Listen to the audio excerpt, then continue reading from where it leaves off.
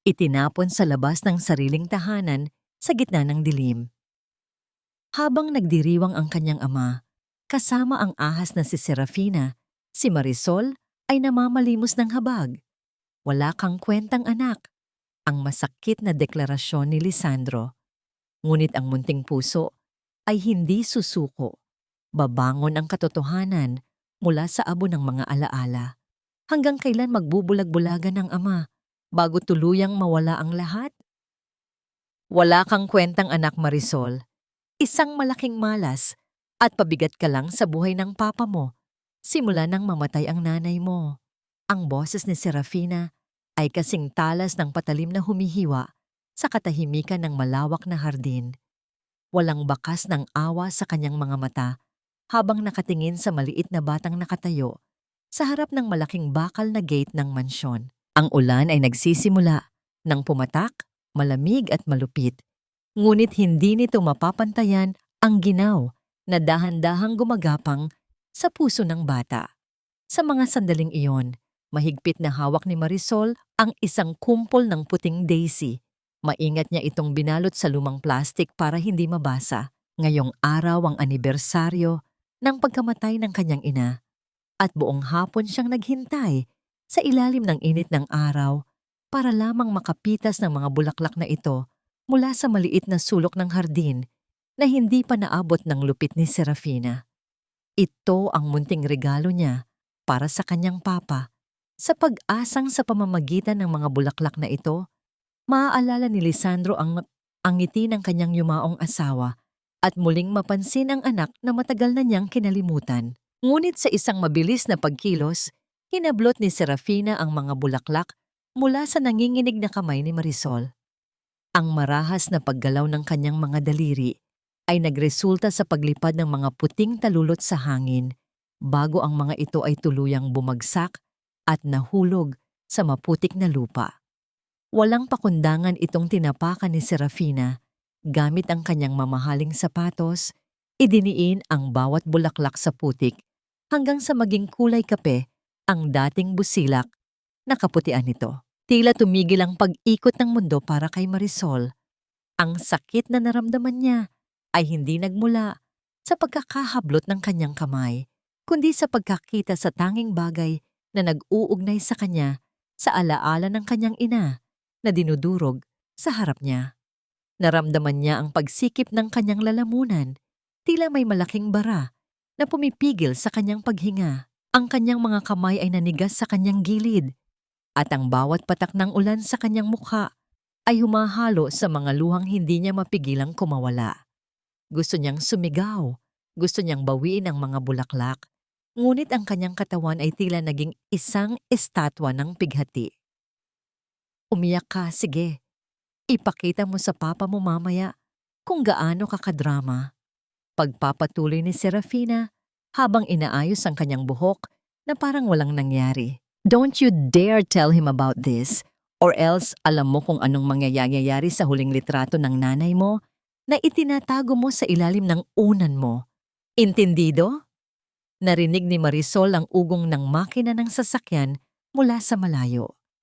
Ang ilaw ng mamahaling kotse ni Lisandro ay tumama sa kanilang direksyon, nagbibigay ng panandaliang liwanag sa madilim na kalsada. Sa isang iglap, ang mukha ni Serafina na kanina lang ay puno ng puot ay biglang nagbago. Ang kanyang mga labi ay gumuhit ng isang matamis at mapagmahal na ngiti. Ang kanyang boses ay naging malambing na tila isang anghel. Nang huminto ang sasakyan at bumaba si Lisandro, agad siyang sinalubong ni Serafina. Darling, mabuti at nakauwi ka na. Kanina ko pa sinusubukang pasukin si Marisol sa loob dahil malakas na ang ulan, pero ayaw niyang makinig. She's being very difficult again, actually. Tinapon pa niya ang mga bulaklak na pinitas ko para sa kanya. Tumingin si Lisandro kay Marisol. Ang kanyang mga mata na dati ay puno ng init at pagmamahal para sa kanyang anak ay tila naging 2 piraso ng yelo. Wala siyang nakita kundi ang isang batang basa sa ulan, madungis at nakatayo sa harap ng mga nadurog na bulaklak. Hindi niya napansin ang panginginig ng mga balikat ng bata o ang lalim ng sugat sa mga mata nito. Marisol, kailan ka ba matututong gumalang sa tita mo? Malamig na tanong ni Lisandro. Ang boses ng kanyang ama ay tila isang huling dagok na tuluyang nagpabagsak sa pader ng katatagan ni Marisol.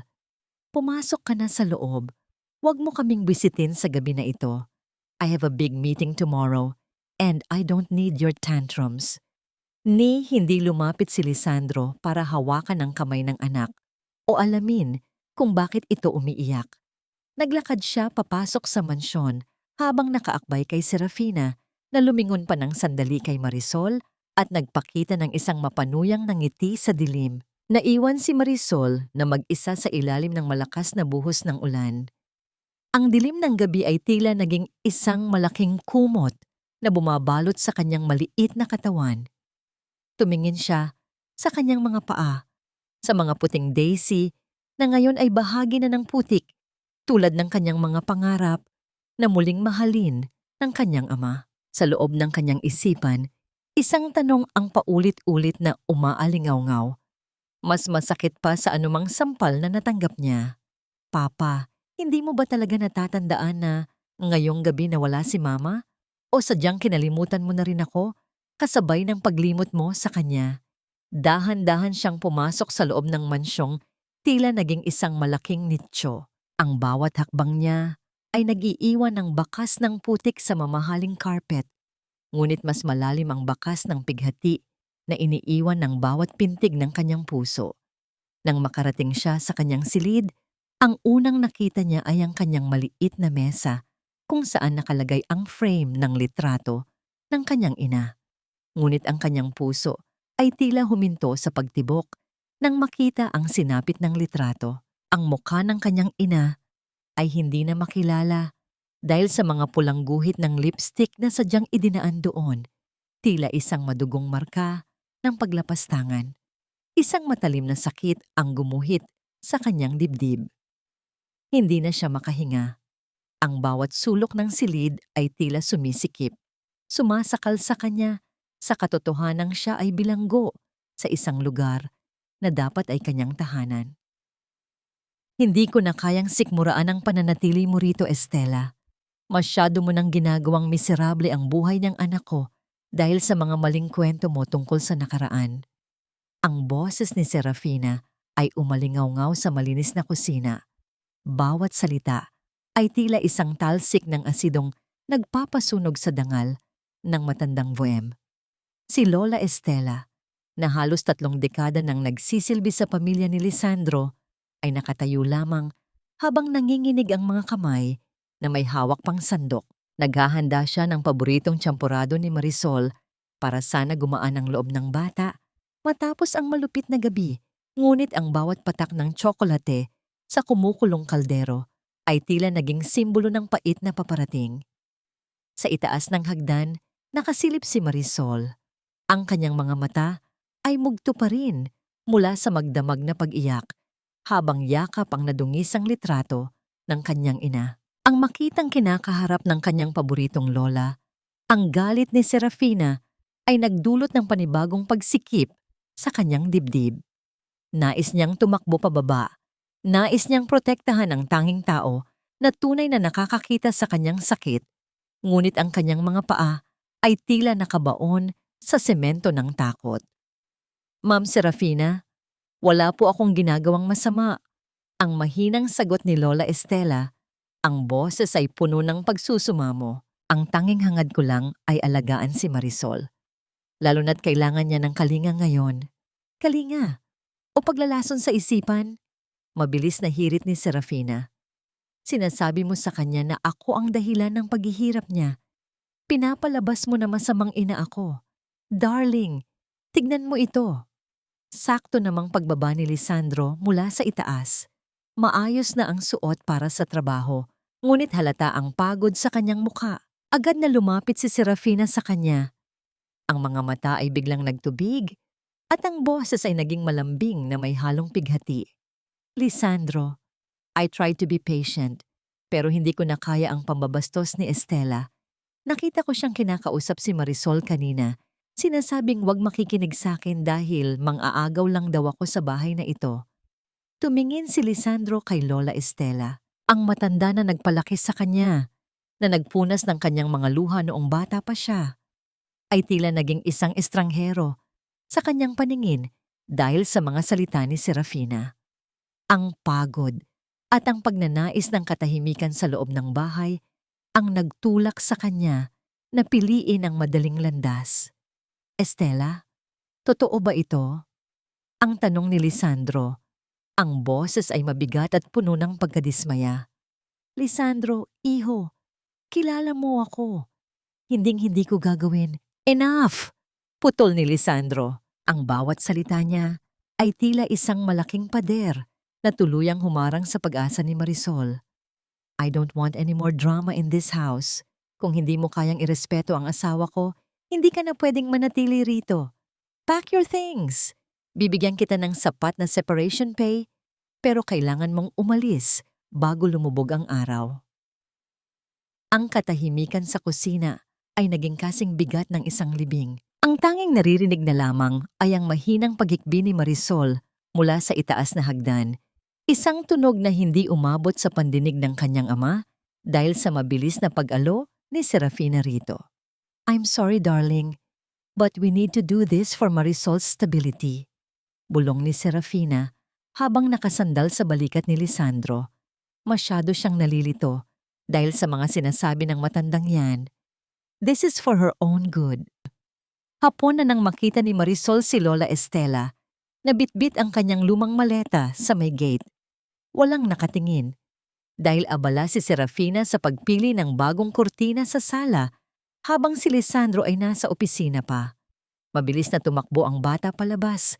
Ang kanyang maliliit na hakbang ay halos hindi lumilikha ng ingay sa damuhan. Lola Estela, wag niyo po akong iwan. Sigaw ni Marisol. Ang boses ay puno ng desperasyon. Niyakap niya ang matanda sa baywang. Ayaw itong pakawalan. Lumuhod si Lola Estela para mapantayan ang bata. Hinawakan niya ang magkabilang pisngi ni Marisol at sa kanyang mga mata ay nakita ang isang babalang hindi masabi ng kanyang mga labi. Marisol, apo, makinig ka sa akin. Magpakatatag ka.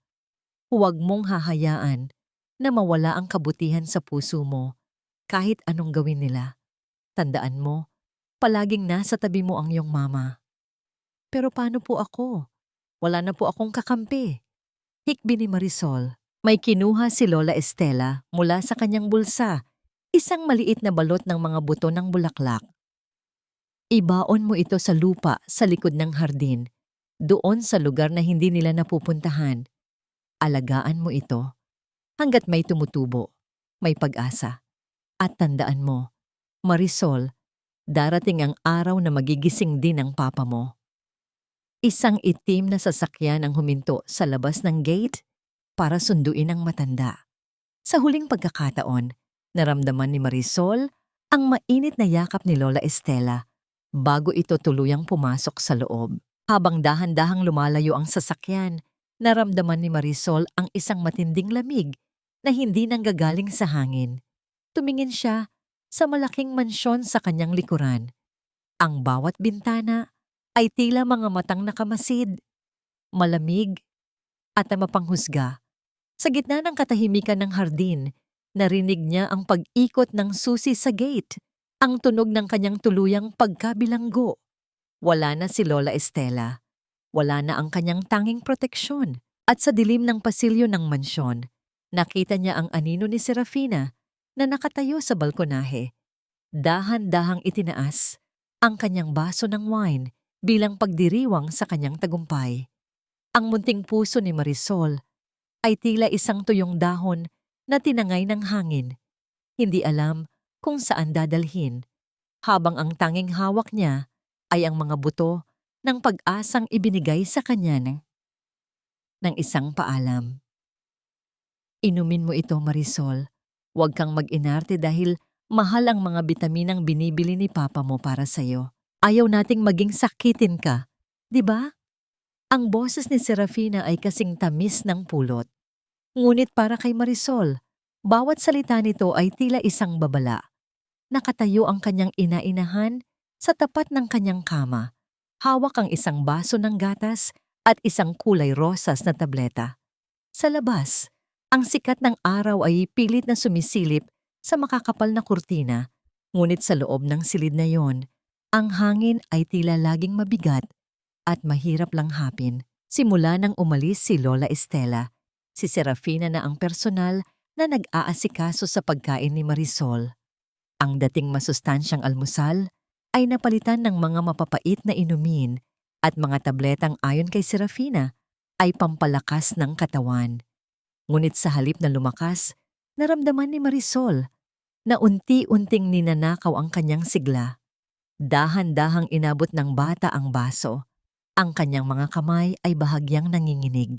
Sa bawat lagok ng gatas, may kakaibang pait na naiiwan sa kanyang dila.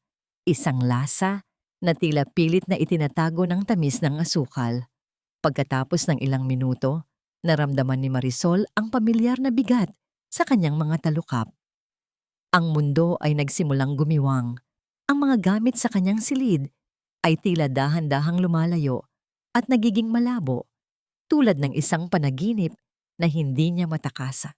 "Good girl!" bulong ni Serafina habang hinahaplos ang buhok ng bata. Ang haplos na yon ay hindi nagbigay ng init, kundi isang kilabot na dumaan sa gulugod ni Marisol. "Matulog ka muna. Kailangan mo ng pahinga para hindi ka maging problemado pagbaba ni papa mo." Nang magtanghalian, bumaba si Marisol na tila isang lula. Ang bawat hakbang niya sa hagdan ay tila paglakad sa ibabaw ng ulap. Pagdating sa hapagkainan, nandoon si Lisandro, abala sa pagbabasa ng mga dokumento sa kanyang tablet. "Marisol, bakit ngayon ka lang bumaba? At bakit ganyan ang hitsura mo? Para kang hindi natulog ng maayos." Puna ni Lisandro, hindi man lang nag-aangat ng tingin mula sa kanyang ginagawa. "Papa, inaantok po kasi ako." Ang mahinang sagot ni Marisol. Halos hindi niya maangat ang kanyang kutsara. Ang kanyang ulo ay tila punong-puno ng makapal na hamog. Ginagawa ang bawat pag-iisip na isang mahirap na gawain. "Inaantok? Tanghalian na, Marisol." Ang dismayadong sagot ni Lisandro. Lumingon siya kay Serafina na prenteng nakaupo sa kabilang dako. "Serafina, binibigyan mo ba siya ng mga bitamina niya?" "Of course, darling. I'm doing my best." Malambing na sagot ni Serafina habang marahang hinahawakan ng kamay ni Lisandro. "Pero worried din ako. Laging tulala si Marisol nitong mga nakaraang araw. Minsan, nakikita ko siyang kinakausap ang sarili niya. O kaya naman ay bigla na lang iiyak nang walang dahilan. I'm starting to think na baka namamana niya ang kondisyon ng mama niya." Napatigil si Lisandro. Ang banggit tungkol sa kondisyon ng kanyang yumaong asawa ay tila isang sugat na muling binuksan. Tumingin siya kay Marisol nang may halong takot at pag-aalinlangan. Nakita niya ang kanyang anak na dahan-dahang itinatapon ang sabaw ng ulam sa kanyang plato. Ang mga mata nito ay walang buhay at nakatingin sa kung saan. "Huwag mong sabihin yan, Serafina," mahinang sabi ni Lisandro. Ngunit ang kanyang boses ay puno ng pag-aalala. "I'm just being honest, darling. Ayaw nating lumala ang sitwasyon. Baka kailangan na nating kumonsulta sa isang espesyalista para sa mental health niya." Pagpapatuloy ni Serafina, ang kanyang boses ay puno ng pekeng malasakit. Sa hapon na yon, habang si Marisol ay nasa isang malalim at sapilitang pagtulog dahil sa gamot, pumasok si Serafina sa kanyang silid. May bitbit itong isang lumang manika. Ang manikang regalo pa ni Lisandro kay Marisol noong ika-5 kaarawan nito. Kinuha ni Serafina ang isang gunting mula sa kanyang bulsa. Sa bawat pag-ikot ng talim, ang mga damit ng manika ay nagkapiraso-piraso. Ang bulak sa loob nito ay lumabas na parang mga himulmol ng sirang pangarap. Maingat na inilagay ni Serafina ang sirang manika sa ilalim ng kama ni Marisol, kasama ang gunting na puno ng kalawang. Pagkatapos ay lumabas siya ng silid. Isang matagumpay na ngiti ang nakaguhit sa kanyang nang magtakip silim. Ang katahimikan sa loob ng mansyon ay tila isang nagbabantang bagyo. Ang bawat anino sa dingding ay tila humahaba. Tila mga daliring pilit na umaabot sa natutulog na bata. Sa labas ng silid ni Marisol, narinig ang mabibigat na hakbang ni Lisandro. Katatapos lang ng kanyang trabaho at ang tanging hangad niya ay katahimikan. Ngunit hindi katahimikan ang sumalubong sa kanya. Isang matinis na pagsinghap ang nagmula sa loob ng kwarto ni Marisol. Sinundan ng malambing ngunit tila takot na boses ni Serafina. Diyos ko, Marisol, bakit mo ginawa ito? Mabilis na pumasok si Lisandro. Ang bumungad sa kanya ay ang tanawing hindi niya inaasahan. Si Serafina ay nakaluhod sa sahig. Hawak ang nagkapiraso-pirasong manika na dati ay paborito ni Marisol. Ang bulak mula sa loob nito ay nagkalat sa mamahaling carpet, tila mga himulmol ng sirang pangarap na itinapon sa basura. Dahan-dahang nagising si Marisol mula sa kanyang pagkakahimbing. Ang kanyang paningin ay malabo pa rin at ang kanyang ulo ay tila umiikot. Papa? Ang mahina niyang tawag. Pilit na bumabangon mula sa kama. Ano ito, Marisol? Ang tanong ni Lisandro. Ang boses ay mababa, ngunit puno ng nagbabantang galit. Hindi ko po alam. Natutulog lang po ako. Ang nalilitong sagot ng bata. Hindi niya maintindihan kung bakit galit ang kanyang ama o kung bakit hawak ni Serafina ang kanyang manika na punit-punit na. Darling, huwag mo siyang sisihin agad. Mabilis na singit ni Serafina. Tumayo siya at lumapit kay Lisandro na tila ba pinoprotektahan ng bata. Baka hindi niya alam ang ginagawa niya. Baka inatake na naman siya ng kanyang sumpong. Yumuko si Serafina at may kinuha sa ilalim ng kama ni Marisol. Isang kalawanging gunting. Ang malamig na bakal nito ay kumislap sa ilalim ng ilaw ng silid. Nahanap ko ito sa ilalim ng unan niya, Lisandro. Natatakot ako. Baka saktan niya ang sarili niya o kaya ay saktan niya tayo. Nanigas si Marisol sa kanyang kinatatayuan. Ang gunting na yon ay hindi sa kanya. Wala siyang maalala na humawak siya ng anuman bago siya nakatulog. Ngunit sa paningin ni Lisandro, ang lahat ay malinaw.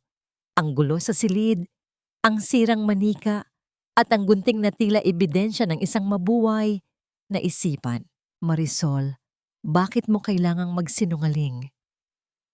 Ang tanong ni Lisandro, ang kanyang boses ay hindi na galit, kundi puno na ng pait at matinding pagod.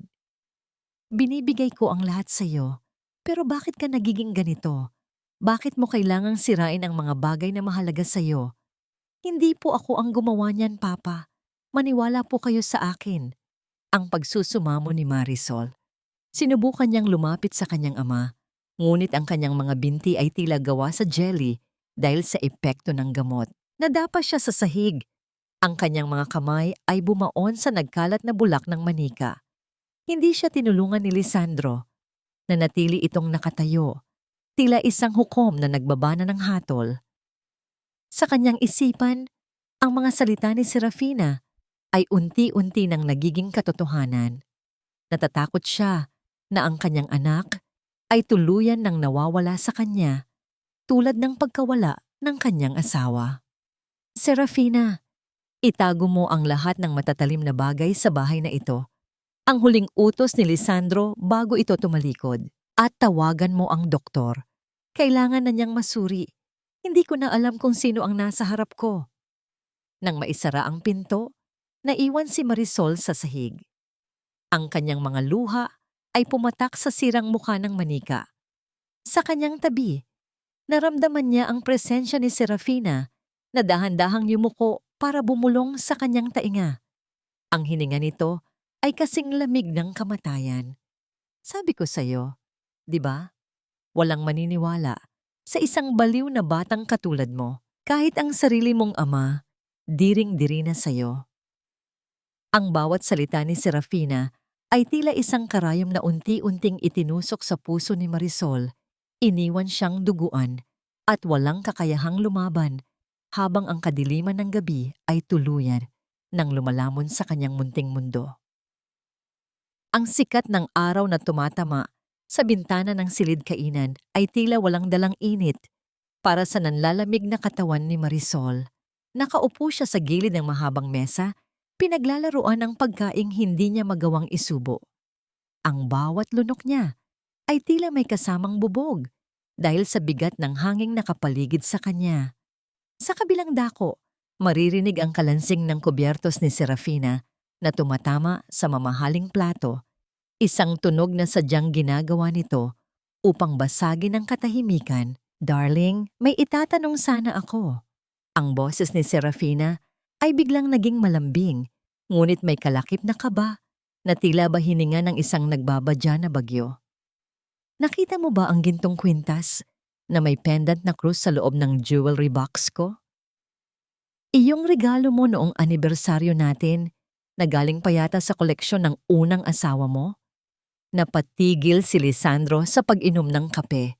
Ang kanyang noo ay kumunot at ang kanyang mga mata ay agad na naghahanap ng kasagutan. "Bakit, Serafina? Wala ba doon? Imposibleng mawala yon. Laging nakalak ang kwarto natin." "Iyon nga ang ipinagtataka ko, Lisandro." Sagot ni Serafina, ang kanyang boses ay nagsisimulang manginig, isang perpektong pagganap ng isang biktima. "Kaninang umaga ko lang napansin na bukas ang drawer ko. At hindi lang yon.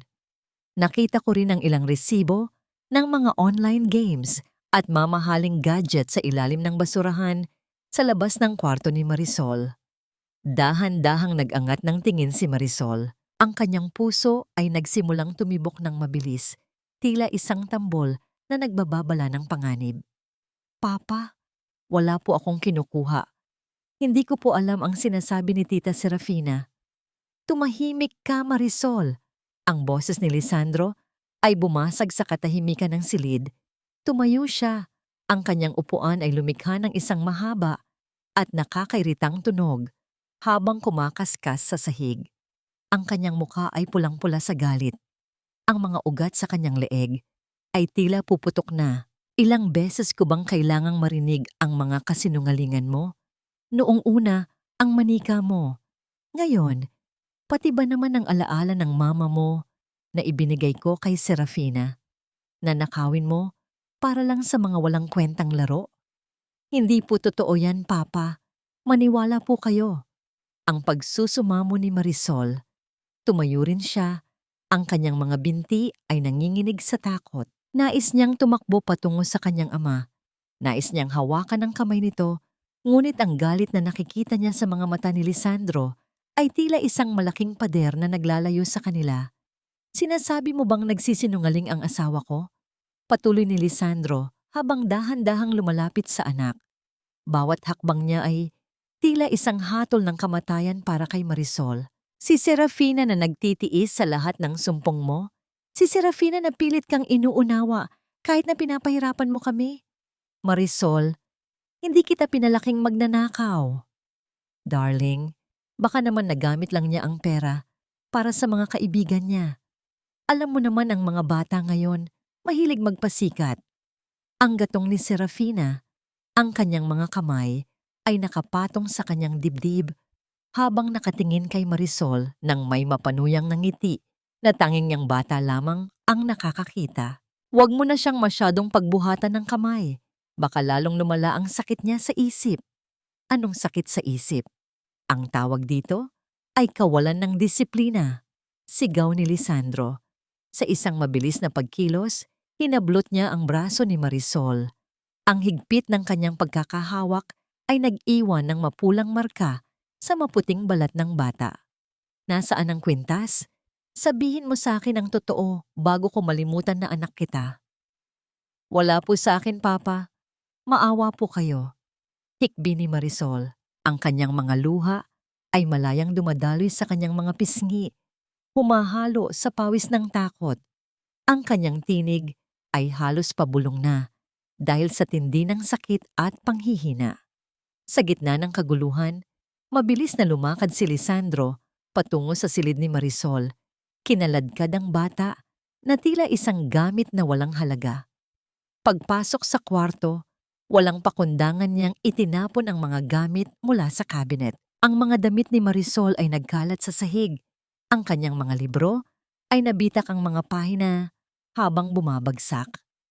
At doon, sa pinakailalim ng isang lumang sapatos na hindi na ginagamit, lumabas ang isang maliit na kulay pelus na kahon.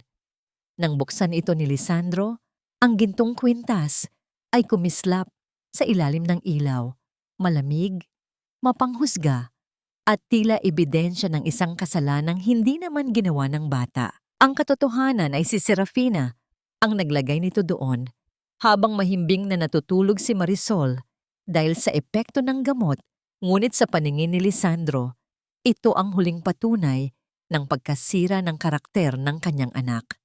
Dahan-dahang lumingon si Lisandro kay Marisol. Ang kanyang mga mata ay hindi na lamang puno ng galit, kundi ng isang matinding pagkamuhi. Itinaas niya ang kanyang kanang kamay, ang kanyang mga daliri ay nakatikom, handang magpakawala ng isang marahas na dagok na kailanman ay hindi pa niya ginagawa sa kanyang anak. Hayop ka! Ninanakawan mo na kami sa loob ng sarili nating bahay. Ang dumadagundong na boses ni Lisandro. Napasara ng kanyang mga mata si Marisol. Itinago ang kanyang mukha sa kanyang maliliit na palad habang nanginginig sa takot. Hinihintay ang pagbagsak ng kamay ng kanyang ama na tila isang hatol na tuluyang dudurog sa kanyang pagkatao. Naramdaman niya ang hangin ng mabilis na paggalaw ng kamay ni Lisandro. Ngunit sa huling sandali, tumigil ang kamay ng ama, ilang sentimetro lamang mula sa pisngi ng bata. Ang panginginig ng mga kamay ni Lisandro ay ramdam sa buong silid. Ang kanyang hininga ay malalim at putol-putol, habang ang kanyang puso ay nagtatalo sa pagitan ng puot at ng natitirang bahid ng pagmamahal sa yumaong asawa na makikita sa mukha ni Marisol. Ang katahimikan sa loob ng kwarto ay naging kasing bigat ng isang libingan. Tanging ang hikbi lamang ni Marisol ang maririnig. Habang si Lisandro ay nananatiling nakatayo, ang kamay ay nakataas pa rin, tila isang estatwa ng pait at pag-aalinlangan. Ang dumi-dumi mo, Marisol, para kang basurera na nalkalkal sa putikan habang ang papa mo ay nagpapakahirap magtrabaho para sa marangyang buhay mo. Ang boses ni Serafina ay parang hagupit ng latigo sa gitna ng malamig na hapon. Ngunit sa pagkakataong ito, hindi ito narinig ni Marisol ng harapan. Ang mga salitang yon ay paulit-ulit na lamang na umaalingaw-ngaw sa kanyang isipan habang siya ay nakaluhod sa likod ng lumang toolshed, malayo sa mga bintana ng mansyon na tila laging nakamasid. Ang kanyang maliliit na daliri ay puno ng itim na lupa. Ang kanyang mga kuko ay masakit na mula sa paghuhukay sa matigas na bahagi ng bakuran. Sa ilalim ng init ng araw at sa gitna ng kanyang panghihina, dahil sa mga gamot na pilit na ipinapainom sa kanya, isang bagay lamang ang nagpapanatili sa kanyang ulirat. Ang maliit na balot ng mga buto ng daisy na ibinigay ni Lola Estela bago ito tuluyang pinalayas. Ito ang kanyang lihim, ang kanyang tanging pag-asa sa gitna ng mundong unti-unti siyang nilalamon. Dahan-dahan niyang inilubog ang mga buto sa hinukay na lupa. Sa bawat pagtabon niya ng itim na buhangin, tila ibinabaon din niya ang kanyang mga hikbi. Dito kayo tutubo. Bulong niya sa hangin. Ang kanyang boses ay nanginginig at halos hindi marinig. Dito. Hindi kayo makikita ni Tita Serafina. Lalaki kayo, mamumukadkad, at kapag nakita kayo ni Papa, baka maalaala niya si Mama. Baka yakapin niya ulit ako. Naramdaman ni Marisol ang isang pamilyar na kirot sa kanyang dibdib. Hindi ito ang sakit ng pagod, kundi ang hapdi ng pangungulila na tila isang bukas na sugat na ayaw maghilom. Ang bawat butil ng lupa na dumidikit sa kanyang balat ay tila nagbibigay sa kanya ng kakaibang lakas, isang koneksyon sa lupang kinalalagyan din ng kanyang ina. Ngunit ang katahimikan ng hapon ay biglang nabasag ng tunog ng mararahas nahakbang sa tuyong mga dahon. Ang bawat kaluskos ay tila isang babala ng paparating na panganib. Mabilis na pinunasan ni Marisol ang kanyang mukha, ngunit ang dumi sa kanyang kamay ay lalong nagpadungis sa kanyang mga pisngi. Isang mahabang anino ang dahan-dahang lumukob sa kanyang kinalalagyan. Ang amoy ng mamahaling pabango, mabango ngunit nakakasakal, ay humalo sa amoy ng basang lupa. Sabi ko na nga ba, may itinatago ka sa sulok na ito. Ang malamig na boses ni Serafina ay umalingaw-ngaw sa paligid.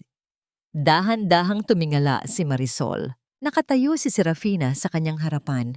Suot ang isang puting bestido na walang bahid ng dumi. Tila isang anghel na may itinatagong sungay. Sa kanyang kanang kamay, hawak niya ang isang pulang galon. Isang can ng gasolina na kinuha niya mula sa garahe. Akala mo ba hindi ko malalaman? Pagpapatuloy ni Serafina, ang kanyang mga mata ay nanlilisik sa galit habang nakatingin sa bagong bungkal na lupa. Ang sabi ko kay Lisandro, nag-iilusyon ka na naman na kinakausap mo ang mga multo sa likod ng bahay na ito. Ngayon, may ebidensya na ako na talagang nababaliw ka na, Marisol. Huwag po, tita.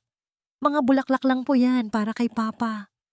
Ang pagsusumamo ni Marisol, sinubukan niyang harangan ang maliit na plat ng lupa gamit ang kanyang katawan, ngunit sa isang marahas na pagkilos, itinulak siya ni Serafina. Naramdaman ni Marisol ang pagtama ng kanyang balikat sa matigas na dingding ng toolshed. Ang sakit ay gumuhit sa kanyang buong katawan, ngunit mas masakit ang makita ang ginagawa ni Serafina.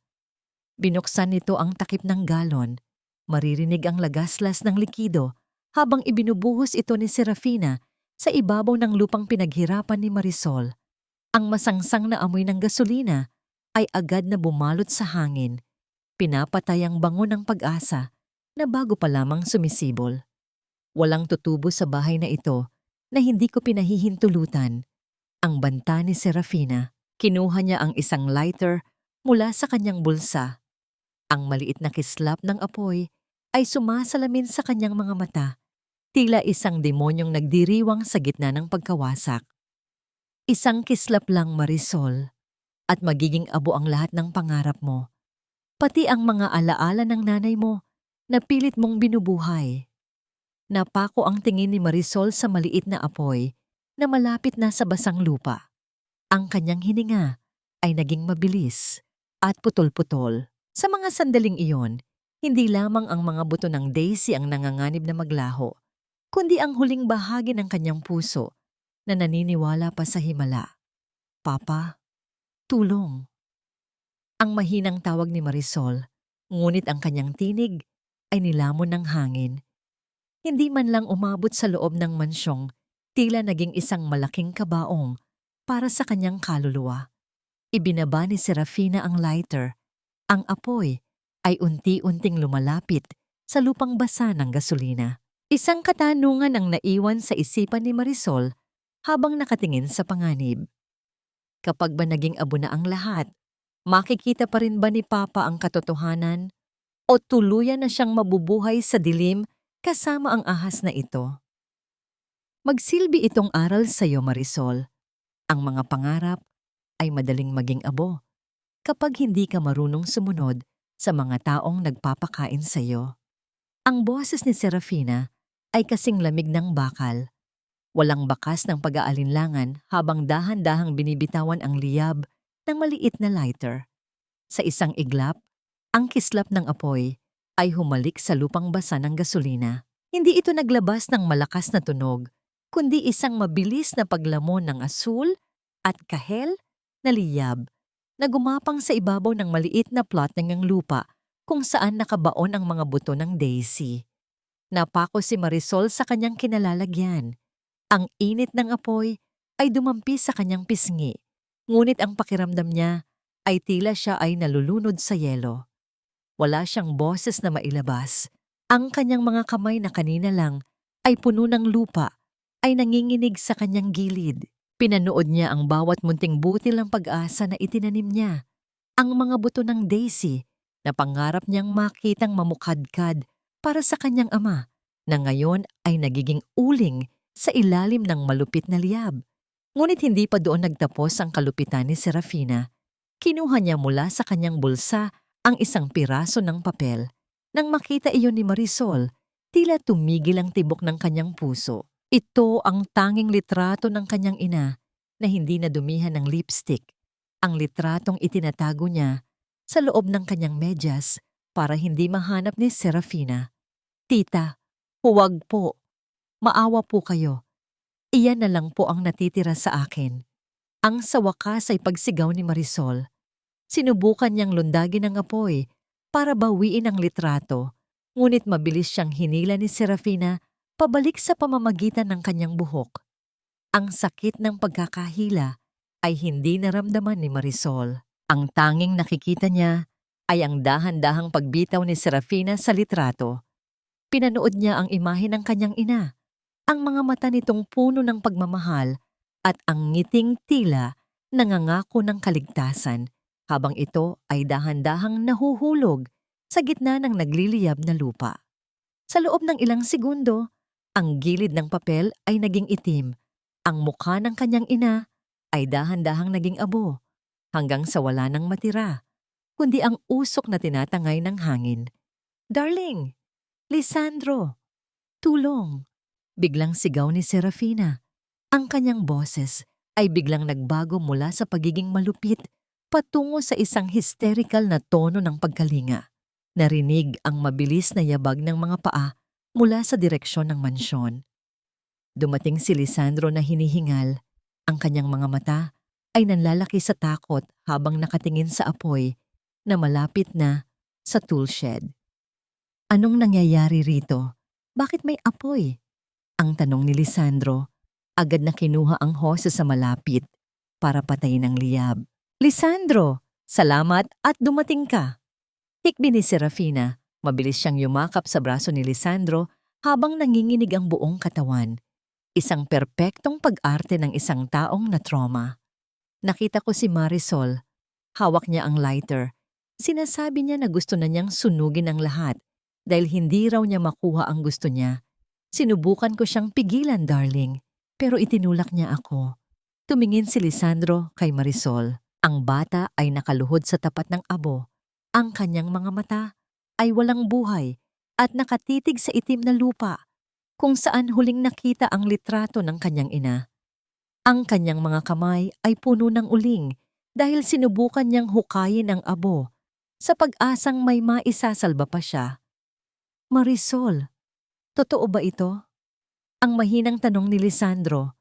Ang boses niya ay puno ng pagod at matinding pait. "Pati ba naman ang bahay na ito? Susunugin mo? Ganyan na ba kalaki ang galit mo sa amin dahil lang sa hindi mo makuha ang atensyon ko?" Hindi sumagot si Marisol. Paano niya sasabihin ang totoo kung ang kanyang lalamunan ay tila punong-puno ng abo?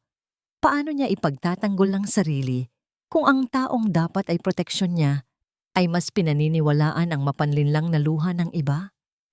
"Hindi mo na talaga kilala ang anak mo, Lisandro," dagdag ni Serafina habang dahan-dahang hinahaplos ang likod ni Lisandro. "Masyado na siyang delikado. Look at her eyes, darling. Wala na siyang nararamdaman.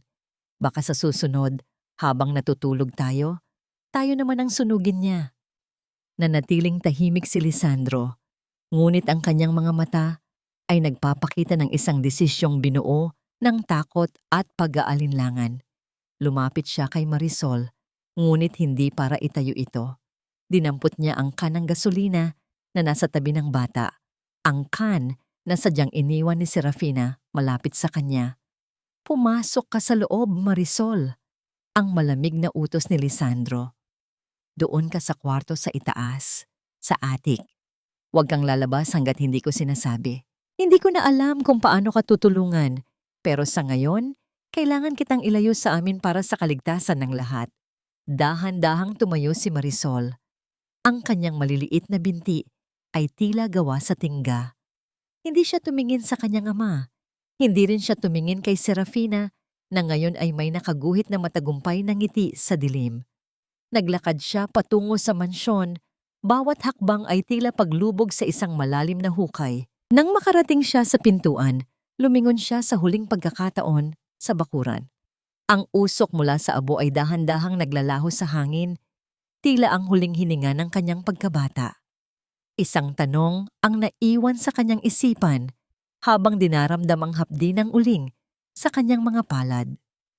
Kung ang lahat ng alaala ni Mama ay naging abo na, may matitira pa bang dahilan para lumaban? O tuluyan na rin ba siyang magiging isang anino sa bahay na puno ng kasinungalingan? Ang tunog ng susi na umiikot sa kandado ay tila huling hatol ng kamatayan para kay Marisol. Ang bawat pag-atras ng mekanismo sa loob ng pinto ay nag-iwan ng isang nakakangilong katahimikan na lalong nagpabigat sa hanging nasa loob ng silid sa attic. Dito, sa pinakamataas at pinakamadilim na bahagi ng mansyon, ang hangin ay amoy alikabok at lumang kahoy, tila isang lugar na sadyang kinalimutan na ng panahon at ng mga taong nakatira sa ibaba. Mag-isa si Marisol sa gitna ng kadiliman. Ang tanging liwanag na pumapasok ay nagmumula sa isang maliit at maduming bintana sa itaas, sapat lamang para makita ang mga himulmol ng alikabok na sumasayaw sa hangin. Napasandal siya sa malamig na pader. Ang kanyang maliit na katawan ay nanginginig hindi lamang dahil sa ginaw, kundi dahil sa matinding lagnat na nagsisimulang sumiklab sa kanyang dugo. Ang epekto ng mga gamot na ipinilit sa kanya ni Serafina, hinalo sa tindi ng emosyong dinanas niya sa bakuran, ay tuluyan ng nagpabagsak sa kanyang resistensya. Mama, ang sakit po ng ulo ko. Ang mahina niyang bulong, ang kanyang boses ay halos isang hangin na lamang na naglalaho sa lawak ng silid.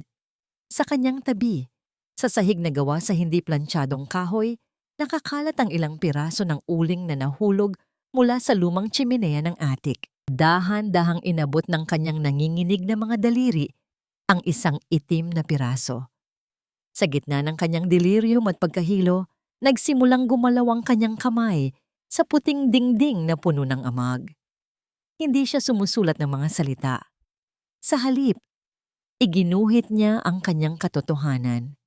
Isang malaking ahas na may mukha ni Serafina na nakapulupot sa isang munting ibon. Isang lalaking nakatalikod at may takip sa mga mata, ang kanyang papa. At sa pinakagitna, isang malaking bulaklak ng daisy na nalalanta sa gitna ng apoy. Ang bawat guhit ng uling sa pader ay tila pagsigaw ng kanyang kaluluwa na hindi marinig ng sinuman. Bawat itim na marka ay marka ng kanyang pighati, isang silent witness sa kalupitang pilit itinatago sa marangyang sala ng mansyon. Samantala, sa ibaba, sa malawak na master bedroom, hindi mapakali si Lisandro. Nakatayo siya sa harap ng malaking bintana. Nakatingin sa madilim na bakuran kung saan kanina lang ay may naganap na sunog. Ang alak sa kanyang baso ay hindi nagbibigay ng init na kailangan niya. Sa kanyang likuran, mahimbing na natutulog si Serafina. Ang mukha nito ay payapa, na tila walang anumang kasalanang nagawa. Ngunit sa isipan ni Lisandro, may isang tinig na ayaw tumigil. Bakit ganoon ang tingin sa kanya ni Marisol bago ito pumasok sa attic? Bakit parang nakita niya sa mga mata ng anak ang parehong sakit na nakita niya sa kanyang unang asawa bago ito pumanaw? Darling, matulog ka na. Masyado kang nag-iisip. Ang antok na boses ni Serafina ay bumasag sa kanyang katahimikan. Hindi siya sumagot. Dahan-dahang lumabas si Lisandro ng kwarto at naglakad patungo sa pasilyo. Ang kanyang mga paa ay tila kusa siyang dinadala patungo sa hagdanang papunta sa attic. Tumigil siya sa harap ng pinto. Ilang sandali siyang nakatayo doon, nakikinig sa anumang tunog mula sa loob. Ngunit ang tanging narinig niya ay ang mahina at mabilis na paghinga ng isang taong nahihirapan, isang tunog na tila isang kutsilyong humihiwa sa kanyang konsensya. Nais niyang buksan ang pinto, nais niyang pumasok at yakapin ang anak, ngunit ang takot na baka totoo ang mga sinabi ni Serafina ay muling humarang sa kanya. Nang bumalik si Lisandro sa kanyang kama at tuluyang makatulog, ang kanyang diwa ay hindi nakahanap ng kapayapaan. Sa kanyang panaginip, ang silid ay biglang napuno ng amoy ng mga puting daisy. Isang pamilyar na bulto ang nakatayo sa paanan ng kanyang kama, ang kanyang yumaong asawa. Ang mukha nito ay basa ng luha, ang mga mata ay puno ng matinding pighati, habang nakaturo ang mga daliri nito sa itaas, patungo sa atik. Lisandro, ang ating anak. Ang boses nito ay tila isang ihip ng hangin na puno ng hinagpis. Bakit mo siya hinayaang mamatay sa dilim? Bakit mo hinayaang palitan ng puot ang pagmamahal na ipinagkatiwala ko sa iyo? Nagising si Lisandro na humihingal. Ang kanyang buong katawan ay basa ng malamig na pawis. Ang kanyang puso ay tumitibok ng mabilis, tila isang tambol na nagbababala ng isang malaking pagkakamali. Tumingin siya sa kisame, sa direksyon kung saan nakakulong ang kanyang anak. Isang kakaibang pakiramdam ng kaba ang bumalot sa kanya. Isang pakiramdam na may isang bagay na tuluyan ng masisira kung hindi siya kikilos sa lalong madaling panahon. Sa itaas, sa malamig na atik, tuluyan nang nawalan ng malay si Marisol. Ang piraso ng uling ay nahulog mula sa kanyang kamay, iniiwan ang huling guhit sa pader. Isang maliit na luhang gawa sa itim na abo, na tila huling paalam ng isang pusong pagod na sa paglaban. Hindi lahat ng sugat ay nakikita, Lisandro. Ang pinakamalalim ay yaong gawa ng iyong sariling mga kamay at ng iyong sariling pagkabulag. Ang mga salitang yon ay tila isang malamig na hanging dumaan sa pasilyo ng opisina ni Lisandro sa loob ng mansyon. Nakatayo siya sa tapat ng bintana, pinagmamasdan ang madilim na bahagi ng hardin kung saan ang abo ng mga daisy ay dahan-dahang tinatangay ng hangin. Ang bawat tibok ng orasan sa dingding ay tila isang mapanghusgang daliri na nakaturo sa kanyang dibdib. Nagpapaalala sa kanya na may isang pusong nagdurusa sa itaas ng kanyang ulo, sa madilim na sulok ng atik. Isang mahinang kaluskos mula sa labas ng pinto ang bumasag sa kanyang malalim na pag-iisip. Walang kumatok, ngunit naramdaman niya ang isang presensyang hindi kabilang sa marangyang mundong binuo ni Serafina. Dahan-dahang bumukas ang pinto at sa munting liwanag ng lampara, bumungad ang isang bulto na matagal na niyang hindi nakikita, si Lola Estela. Ang matanda ay mukhang mas matanda pa kaysa noong huli silang magkita. Ang kanyang mga mata ay puno ng pagod, ngunit may kasamang determinasyon na tila hindi matitinag ng anumang takot. Basang-basa ang laylayan ng kanyang palda mula sa ulan, at ang kanyang mga kamay ay nanginginig habang mahigpit. Nahawak ang isang maliit na digital recorder, isang lumang kagamitan na dati ay ginagamit ni Lisandro sa kanyang mga business meeting.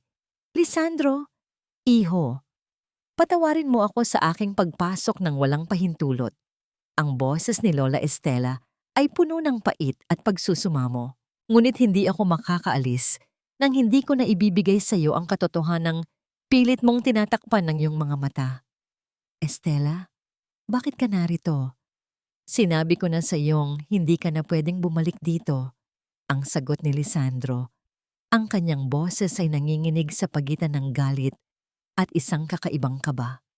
Narito ako para sa bata, Lisandro. Para kay Marisol. Pagpapatuloy ng matanda.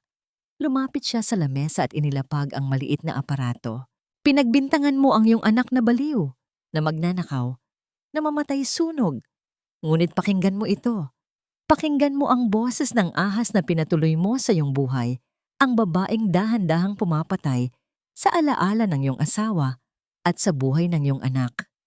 Narinig ang mahinang tunog ng pagpindot sa aparato. Isang sandali ng katahimikan bago umalingaw-ngaw sa buong silid ang boses ni Serafina, isang boses na hindi kailanman narinig ni Lisandro. Malupit, mapanuri, at puno ng katusuhan. Lisandro is so easy to fool, Estela. Isang nangiti ko lang, isang pekeng luha, at gagawin niya ang lahat ng gusto ko. Kahit pa ang itapon ang sarili niyang anak sa basurahan, ang batang iyon, she's nothing but a ghost of the past. At sisiguraduhin kong magiging abo ang multong yon sa bahay na ito. Sinundan iyon ng tunog ng isang malakas na sampal at ang mahinang iyak ni Marisol na nagmamakaawa. Ang bawat salita ni Serafina sa recording ay tila isang matalim na kutsilyong humihiwa sa bawat hibla ng pagkatao ni Lisandro. Ang kanyang mga tuhod ay tila nawalan ng lakas at dahan-dahan siyang napaupo sa kanyang upuan habang ang recording ay patuloy na nagbubunyag ng mga plano ni Serafina. Mula sa pagpapalit ng mga gamot ni Marisol hanggang sa pagsunog sa sariling kwintas para lamang makuha ang galit ni Lisandro laban sa anak. Diyos ko, anong nagawa ko? Ang mahinang bulong ni Lisandro. Ang kanyang mga kamay ay dahan-dahang itinakip sa kanyang mukha, habang ang mga luhang matagal na niyang pinipigil ay nagsimulang dumaloy sa kanyang mga daliri. Nasaan ang bata, Lisandro? Ang tanong ni Lola Estela, ang boses ay puno ng pangamba. Nasaan si Marisol? Nasa atik. Nilak ko ang pinto. Ang hirap na sagot ni Lisandro. Sa mga sandaling iyon, ang katahimikan ng mansyon ay nabasag ng isang malakas na tunog mula sa itaas. Isang bagay na bumagsak sa sahig ng atik, sinundan ng isang nakakangilong katahimikan. Isang matinding takot ang gumapang sa puso ni Lisandro, mas matindi pa sa anumang takot na naramdaman niya sa kanyang buong buhay. Mabilis na tumayo si Lisandro, itinulak ang kanyang upuan hanggang sa tumama ito sa dingding. Hindi na niya inisip ang anumang paliwanag o ang presensya ni Serafina sa kabilang kwarto. Tumakbo siya patungo sa hagdan, bawat hakbang ay tila isang karera laban sa oras. Ang bawat baitang ng hagdanan ay tila humahaba. Tila ang distansya patungo sa kanyang anak ay naging 1 kilometro ng pagsisisi. Nang makarating siya sa harap ng pinto ng atik, ang kanyang mga kamay ay nanginginig ng husto habang kinakapa ang susi sa kanyang bulsa. Narinig niya ang boses ni Lola Estela na humihingal sa kanyang likuran, nananalangin ng pabulong. Marisol! Anak! Buksan mo ang pinto! Sigaw ni Lisandro, ngunit walang sumasagot mula sa loob. Sa wakas, naipasok niya ang susi. Sa pag-ikot ng kandado, ang tunog ng pagbukas ng pinto ay tila isang huling hininga. Pagbukas ng pinto, ang bumungad sa kanya ay ang amoy ng alikabok at ang malamig na hangin mula sa madilim na silid. Doon, sa ilalim ng maliit na bintana, nakita niya ang bulto ng kanyang anak na nakahiga sa sahig, maputla at walang galaw. Sa dingding sa tabi ng bata, ang mga guhit ng uling ay tila nagsisigaw ng katotohanang hindi niya pinakinggan. Ang huling guhit, isang maliit na batang umiiyak habang hawak ang isang daisy, ay tila isang mapanghusgang sining na nagpapamukha sa kanya ng kanyang pagkukulang bilang ama. Marisol, anak, gumising ka. Bulong ni Lisandro habang dahan-dahang nilalapitan ng bata. Binuhat niya ang maliit na katawan ni Marisol at sa pagdampi ng kanyang balat sa balat ng anak, naramdaman niya ang nakakapapasong init ng lagnat nito. Ngunit ang mas nagpatigil sa kanyang mundo ay ang katotohanang ang mga mata ni Marisol ay nananatiling nakapikit at ang kanyang paghinga ay napakababaw na tila ba ang kanyang kaluluwa ay dahan-dahan nang kumakawala sa mundong nagbigay sa kanya ng labis na pasakit. Sa pintuan, nakatayo si Serafina. Nakita niya ang recorder sa kamay ni Lola Estela at ang galit sa mga mata ni Lisandro. Ngunit sa halip na matakot, isang malamig at mapanuyang namangiti ang muling gumuhit sa kanyang mga labi habang dahan-dahang humahakbang paatras sa dilim ng pasilyo. Hayop ka, Serafina. Paano mo nagawa ang lahat ng ito sa sarili kong anak? Ang boses ni Lisandro ay hindi isang sigaw, kundi isang gumaralgal na bulong na tila nanggagaling sa pinakamalalim na hukay ng kanyang pagsisisi. Nakaluhod pa rin siya sa malamig na sahig ng atik. Mahigpit na nakayakap ang kanyang mga braso sa walang malay na katawan ni Marisol. Ang init ng lagnat ng bata ay tumatagos sa kanyang mamahaling polo, isang nakakapapasong paalala ng bawat sandali na pinili niyang magbulag-bulagan. Sa may pintuan, dahan-dahang humakbang papasok si Serafina. Ang kanyang mukha, na dati ay puno ng pekeng pag-aalala, ay dahan-dahang nagbago. Nawala ang ningning sa kanyang mga mata, napalitan ng isang malamig at matigas na anyo na tila gawa sa bato. Hindi siya natakot sa recorder na hawak ni Lola Estela o sa galit na nagliliyab sa mga mata ni Lisandro. Sa halip, marahang itinama ni Serafina ang laylayan ng kanyang sutlang pantulog. Ang kanyang boses ay kasing talas ng labaha sa gitna ng katahimikan. "Don't act like a hero now, Lisandro. You signed up for this." Ang mapanuyang sagot ni Serafina. Humalukip-kip siya. Ang kanyang tingin ay dumaan sa nakakaawang anyo ni Marisol na parang tumitingin lamang sa isang basurang nakakalat. Sino ba ang naniwala sa bawat salita ko? Sino ba ang nagkulong sa kanya rito? You were the one who turned your back on her first. I just gave you the reasons you wanted to hear para hindi ka makonsensya sa paglimot sa nanay niya. Ang bawat salita ni Serafina ay tila isang malakas na sampal sa mukha ni Lisandro. Naramdaman niya ang pagsikip ng kanyang dibdib. Ang hangin ay tila ayaw nang pumasok sa kanyang mga baga. Ang katotohanang siya ang naging kasabwat sa sarili niyang trahedya ay mas masakit pa sa anumang traidor na gawa ng ibang tao. Tumingin si Lisandro sa paligid ng atik, sa mga guhit ng uling sa dingding na nagpapakita ng bawat sandali ng takot ni Marisol. Nakita niya ang guhit ng isang lalaking may piring, ang mga mata. Isang lalaking kamukhang-kamukha niya, nakatayo sa gitna ng mga tinik, habang ang isang munting ibon sa kanyang paanan ay dahan-dahang namamatay. Ang piring na yon ay hindi gawa sa tela, kundi gawa sa sarili niyang karangyaan at pagtakas sa sakit ng kahapon. "Ibinigay ko ang lahat sa iyo, Serafina."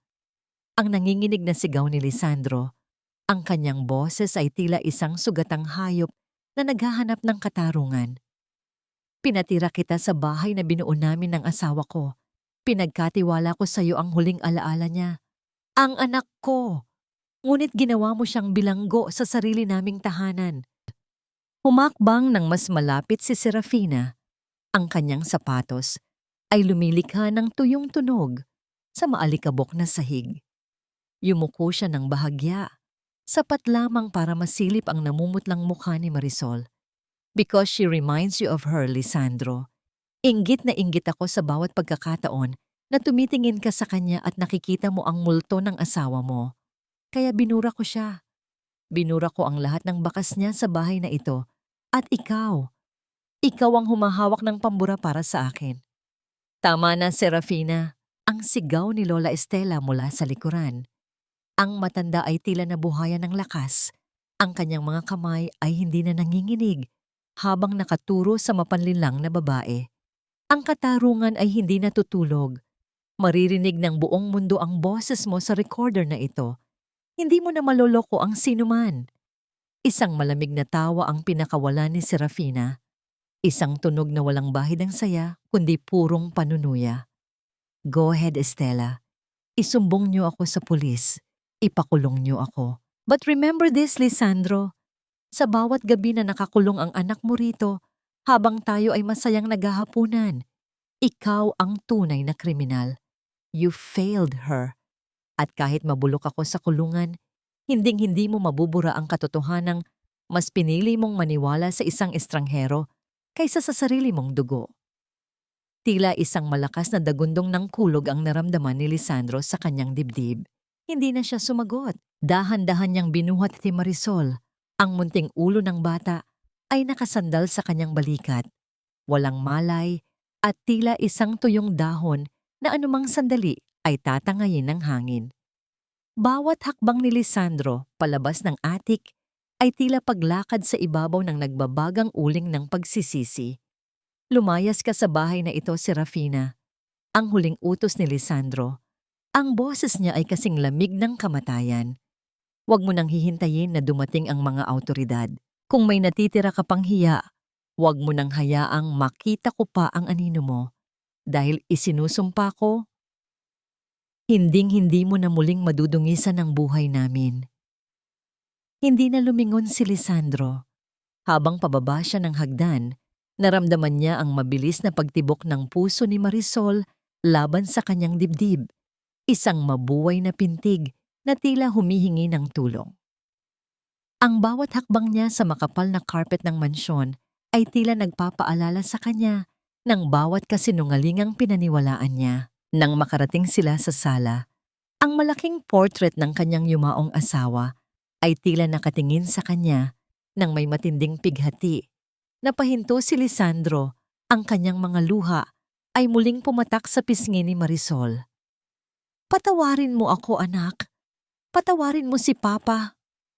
Ang kanyang hagulgol na tila isang dalangin sa gitna ng dilim.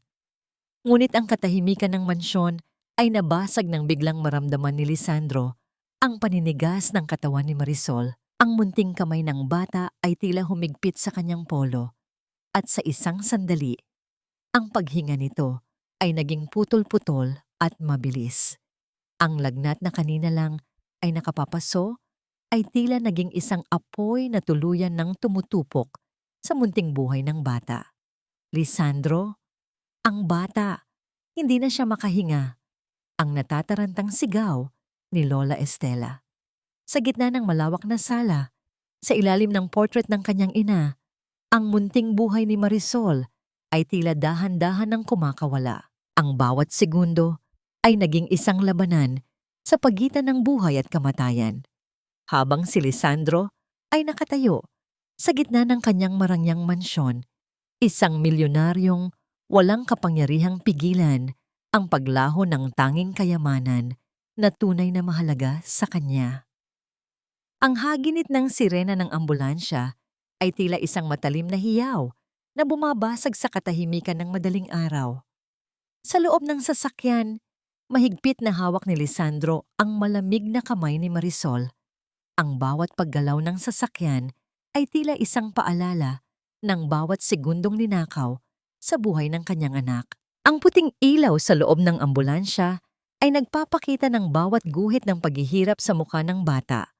Ang mga mata nitong bahagyang nakabukas, ngunit walang nakikita, at ang labi na kulay asul na tila isang lantang talulot ng daisy. "Huwag kang bibitiw, anak. Nandito na si Papa. Hindi ka na muling masasaktan." Ang paulit-ulit na bulong ni Lisandro. Ang kanyang boses ay basag at puno ng pagsusumamo sa may kapal. Ngunit ang tanging sagot sa kanya ay ang mekanikal na tunog ng aparatong tumutulong sa paghinga ng bata. Isang ritmo na tila nagbibilang ng natitirang sandali ng buhay. Habang nagkakagulo sa ospital, isang kakaibang eksena ang nagaganap sa mansyon. Si Serafina, sa kanyang pagmamadaling tumakas, ay hinarang ng mga awtoridad sa mismong tarangkahan. Sinubukan pa niyang magmatigas. Ang kanyang boses ay matinis habang isinisigaw ang kanyang mga karapatan. Ngunit ang malamig na bakal ng posas na pumatak sa kanyang mga pulso ay tila huling tuldok sa kanyang kasamaan. Ang lahat ng alahas na tinangka niyang itago sa kanyang bag, mga hiyas na ninakaw niya sa alaala ng unang asawa ni Lisandro, ay nagkalat sa semento. Kumikinang sa ilalim ng ilaw ng mga sasakyan ng pulis. Tila mga luha ng katarungang sa wakas ay bumuhos. "Bitawan niyo ako. Wala kayong ebidensya." Ang huling hiyaw ni Serafina bago siya puwersahang isinakay sa loob ng sasakyan. Ang kanyang marangyang mundo ay gumuho sa isang iglap. Iniwan siyang lito at puno ng puot sa gitna ng dilim na siya rin ang may gawa. 3 araw ang lumipas na tila isang mahabang taon para kay Lisandro. Hindi siya umalis sa tabi ng kama ni Marisol sa loob ng intensive care unit. Ang amoy ng antiseptic at ang malamig na hangin ng ospital ay naging bahagi na ng kanyang bawat hininga. Ang kanyang marangyang polo ay gusot na. Ang kanyang balbas ay tumubo na ng hindi maayos. At ang kanyang mga mata ay malalim na ang itim na paligid. Ngunit wala siyang pakialam. Ang tanging mahalaga sa kanya ay ang munting daliri ni Marisol na paminsan-minsan ay gumagalaw. Nakaluhod si Lisandro sa tabi ng kama, Ang kanyang ulo ay nakasandal sa gilid ng kutsyon. Ang katahimikan ng silid ay nabasag lamang ng mahinang tunog ng makinang nagbabantay sa tibok ng puso ng bata. Sa mga sandaling iyon, ang tanging dalangin ni Lisandro ay ang pagkakataong muling marinig ang boses ng anak, kahit pa ito ay puno ng panunumbat. Dahan-dahang gumalaw ang mga talukap ng mata ni Marisol, isang mahinang ungol ang lumabas sa kanyang tuyong labi. Mabilis na nag-angat ng tingin si Lisandro, ang kanyang puso ay tila sasabog sa tuwa nang makitang dahan-dahang bumubukas ang mga mata ng bata. Anak, Marisol, naririnig mo ba si Papa? Ang nanginginig na tanong ni Lisandro. Hinawakan niya ng bahagya ang pisngi ng bata. Ang kanyang mga luha ay muling naglandas sa kanyang mukha. Salamat sa Diyos. Gising ka na, anak. Tumingin si Marisol sa kanya. Ang kanyang mga mata ay malaki at malinaw, ngunit may kakaibang lamig na nakaguhit doon. Tiningnan niya si Lisandro mula ulo hanggang paa.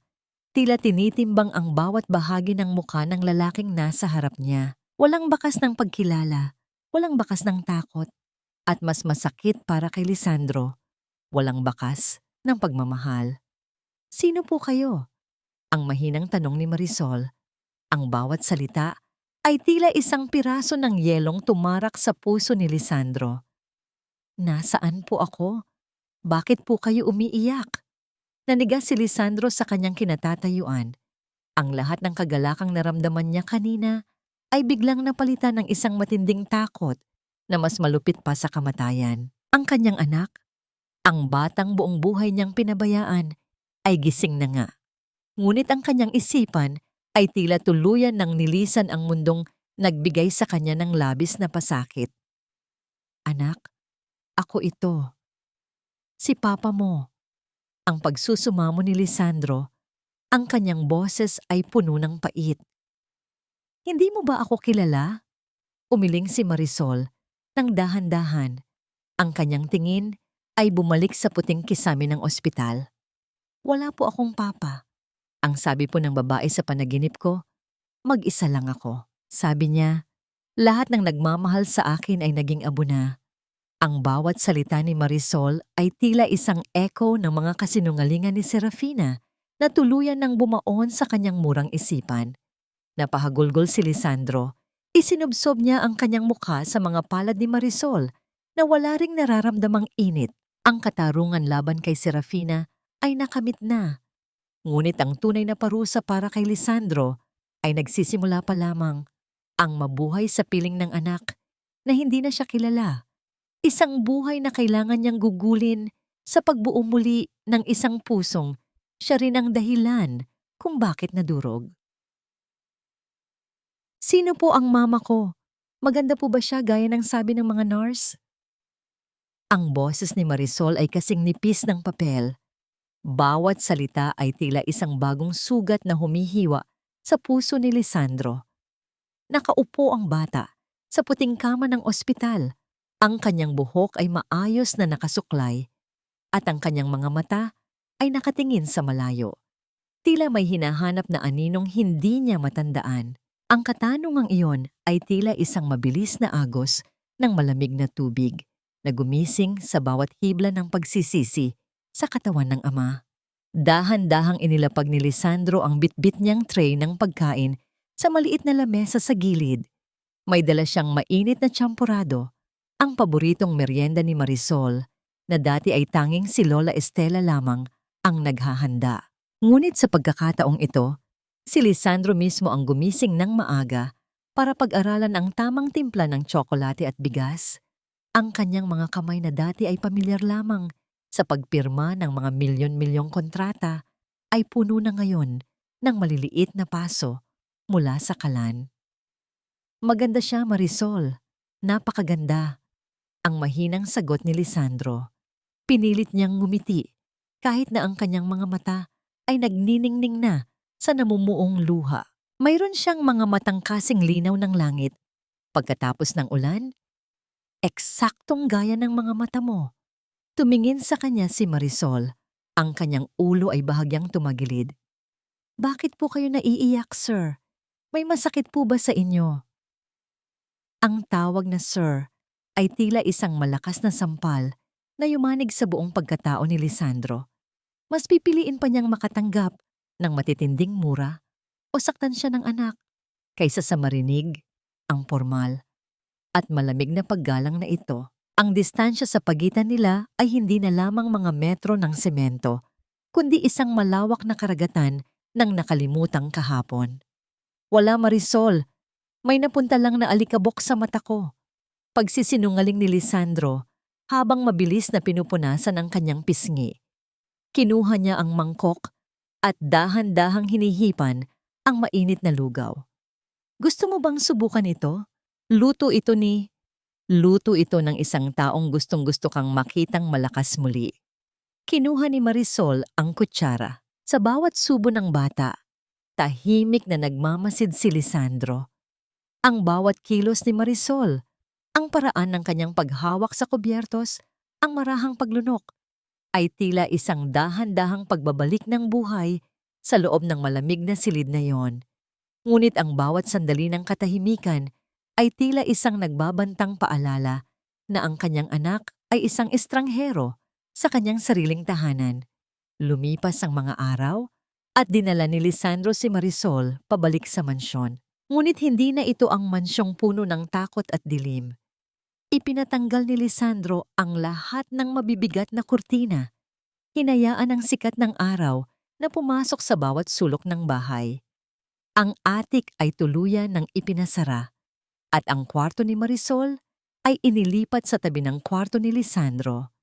Isang hapon, habang ang huni ng mga ibon ay maririnig sa labas, niyaya ni Lisandro si Marisol sa likod ng bahay.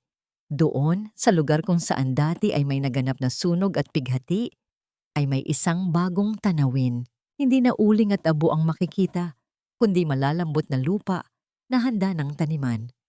Anong gagawin natin dito, sir? Tanong ni Marisol habang nakatingin sa mga nakahandang buto ng bulaklak. Magtatanim tayo, Marisol, sagot ni Lisandro. Lumuhod siya sa putikan. Hindi inaalintana ang kanyang mamahaling pantalon. Ipinakita niya sa anak ang bawat buto ng puting daisy. Ang sabi nila, ang mga bulaklak na ito ay simbolo ng bagong simula. Kapag inalagaan natin sila, mamumukadkad sila at magbibigay ng bango sa buong paligid. Dahan-dahang lumuhod din si Marisol sa tabi niya. Ang kanyang maliliit na kamay ay dahan-dahang humawak sa itim na lupa. Sa sandaling iyon, ang katahimikan ng hardin ay napuno ng tunog ng paghuhukay at ang mahinang paghinga ng 2 taong pilit na nagtatayo ng tulay sa gitna ng pagkakaiba. Nang mapansin ni Marisol ang mga kamay ni Lisandro, nakita niya ang dumi sa ilalim ng mga kuko ng kanyang ama at ang mga paso sa balat nito. Kumuha ang bata ng isang malinis na panyo mula sa kanyang bulsa at dahan-dahang pinunasan ang dumi sa kamay ni Lisandro. Ang dumi niyo na po, sir.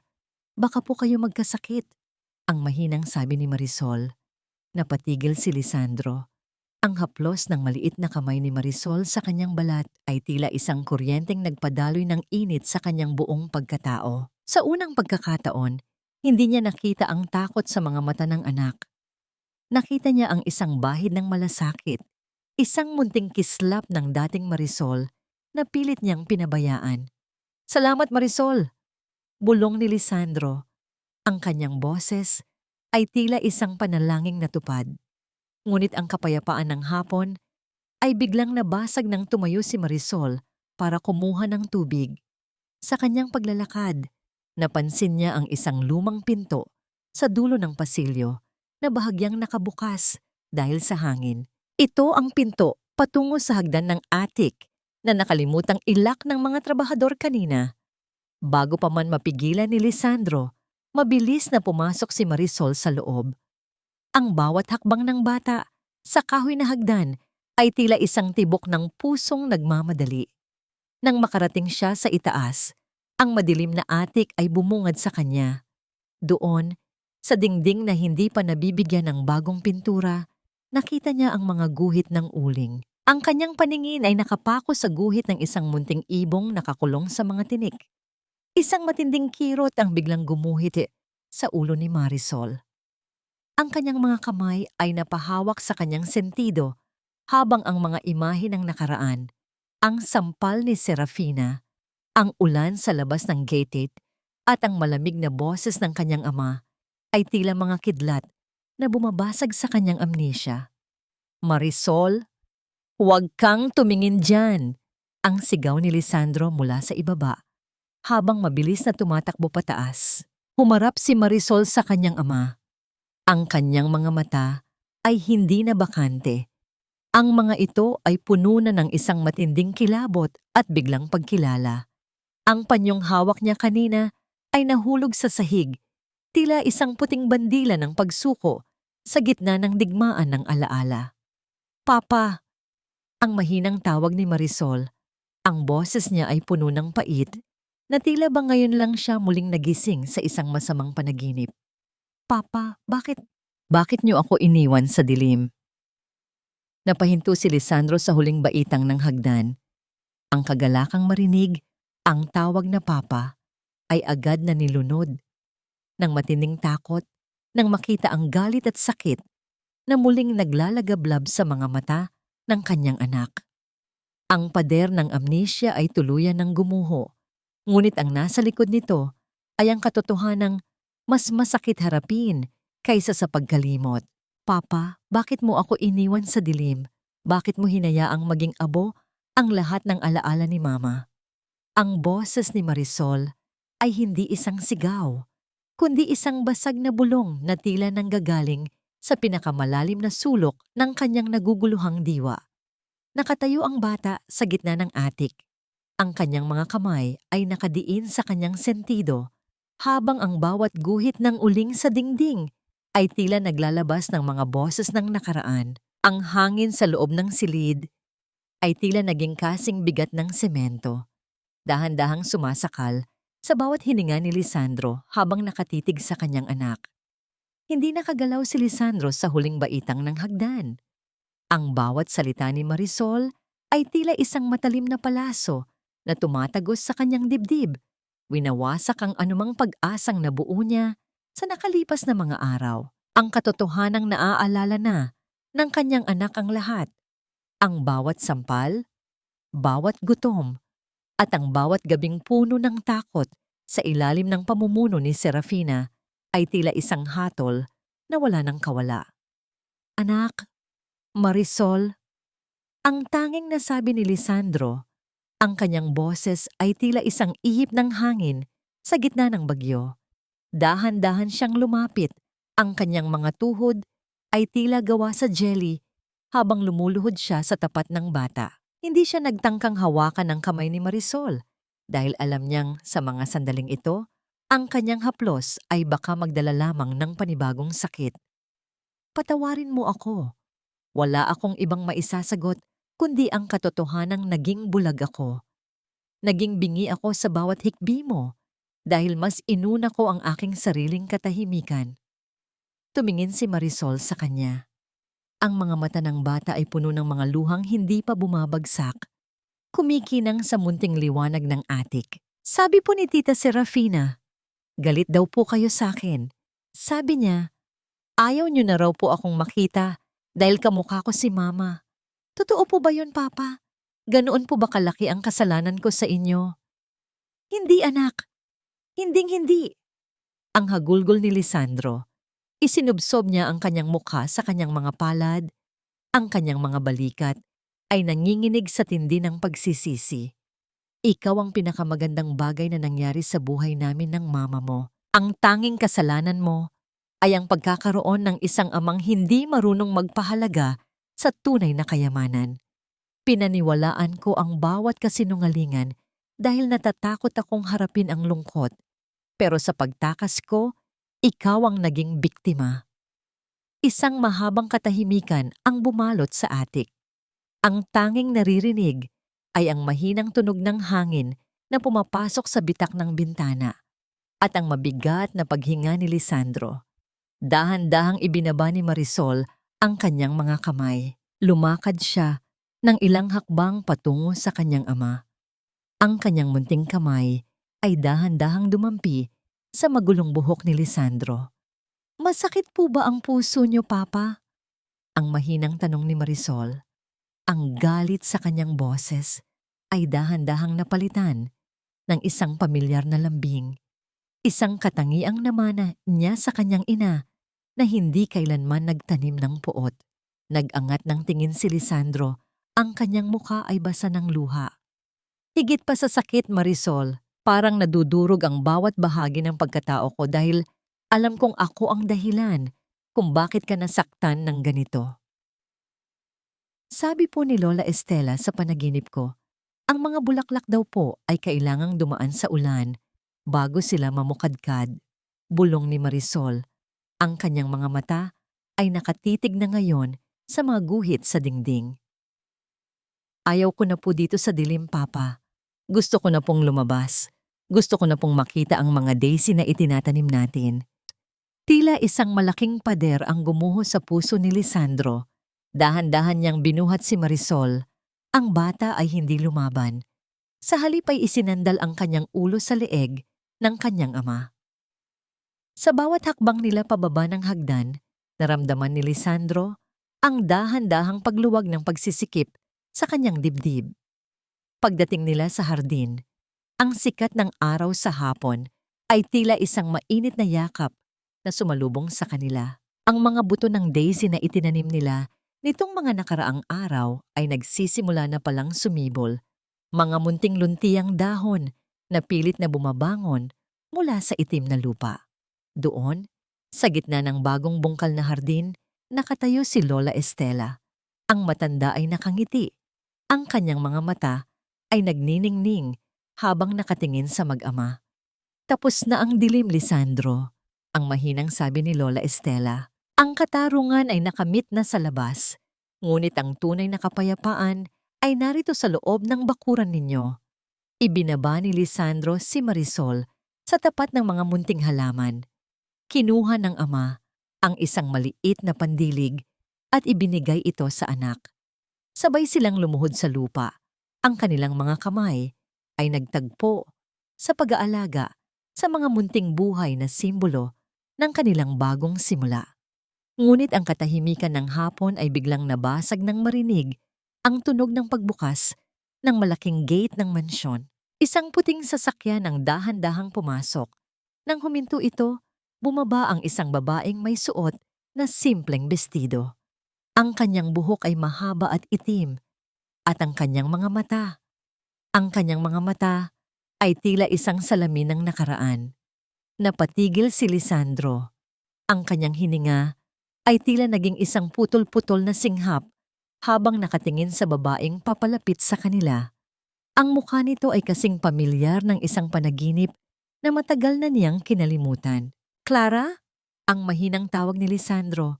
Ang kanyang boses ay puno ng hindi makapaniwalang pag-asa. Huminto ang babae ilang metro ang layo sa kanila. Isang malambing na ngiti ang gumuhit sa kanyang mga labi, isang nangiti na tila nagdala ng lahat ng bango ng mga daisy sa buong mundo. Tumingin siya kay Marisol at sa mga sandaling iyon, ang lahat ng pait ng kahapon ay tila tuluyan ng naglaho sa hangin. Sino ang babaeng ito? Ang kambal ba ng yumaong asawa ni Lisandro na matagal nang nawawala? O isang bagong pag-asa na ipinadala ng tadhana para tuluyang hilumin ang mga sugat ng mansyong ito? 3 taon ang mabilis na lumipas at ang mansyon na dati ay tila isang malaking nitsyon ng mga pangarap ay tuluyan ng nabalot ng liwanag at halimuyak. Wala na ang mga makakapal na kurtinang itim na nagkukubli sa mga sikreto ng kahapon. Ngayon, ang bawat bintana ay laging nakabukas. Hinahayaan ang sariwang hangin at ang awit ng mga ibon na pumasok sa bawat sulok ng tahanan. Sa gitna ng malawak na bakuran, isang dagat ng mga puting daisy ang sumasayaw sa ilalim ng gintong sikat ng araw. Ang bawat talulot ay tila isang munting saksi sa mahabang landas ng paghilom na pinagdaanan ng mag-amang Lisandro at Marisol.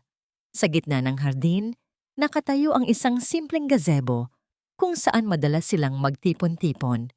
Isang lugar na hindi naamoy, gasolina at abo, kundi amoy ng pag-asa at bagong simula. Si Lisandro ay hindi na ang malamig at laging abalang milyonaryo na nakatago sa likod ng kanyang mga papeles. Bagaman nanatili siyang matagumpay sa negosyo, ang kanyang prioridad ay tuluyan ng nagbago. Tuwing 5:00 ng hapon, hinding-hindi siya mawawala sa hardin para samahan si Marisol sa pag-aalaga ng mga bulaklak. Ang kanyang mga kamay ay hindi na natatakot sa dumi ng lupa dahil alam niya na sa bawat pagbubungkal niya ay lalong lumalalim ang pundasyon ng tiwala sa pagitan nila ng kanyang anak. Si Marisol, na ngayon ay isang dalagita na, ay mayroon ng mga matang laging nagniningning.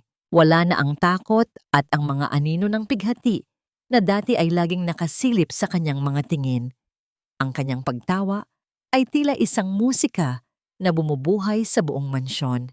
Ang kanyang alaala ay ganap na ring nagbalik. Ngunit sa tulong ng therapy at ng walang sawang pagmamahal ni Lisandro, ang mga sugat ng nakaraan ay naging mga pilat na lamang, isang paalala ng kanyang katatagan at hindi pagsuko. Ang babaeng misteryosong dumating sa gate noong hapong yon ay si Elena, ang kambal na kapatid ni Clara na matagal nang nawalay sa kanilang pamilya. Hindi niya pinalitan si Clara, ngunit ang kanyang presensya ay nagdala ng isang bahagi ng ina ni Marisol na hindi kailanman nakilala ng bata. Si Elena ang naging gabay ni Marisol sa pagtuklas ng mga kwento tungkol sa kabataan ng kanyang ina, mga kwentong puno ng saya at hindi ng lungkot. Si Lola Estela naman ay nanatili sa mansyon, hindi na bilang isang katulong, kundi bilang isang iginagalang na bahagi ng pamilya, ang matandang laging nakabantay sa kaligayahan ng lahat. Samantala, sa isang madilim na selda sa labas ng lungsod, si Serafina ay naiwang mag-isa, kasama ang kanyang sariling puot. Ang katarungan ay naging mabilis at malupit para sa kanya. Ang lahat ng kanyang karangyaan ay naglaho at ang tanging natitira sa kanya ay ang bawat salitang binitawan niya sa recording. Mga salitang ngayon ay paulit-ulit na umaalingaw-ngaw sa kanyang isipan, tila isang walang katapusang parusa sa gitna ng katahimikan. Isang hapon, habang ang langit ay nagpapalit ng kulay mula asul patungong kahel, naupo si Marisol sa tabi ni Lisandro sa gazebo. Ipinatong ng dalagita ang kanyang ulo sa balikat ng kanyang ama. Isang simpleng kilos na dati ay tila isang imposibleng pangarap.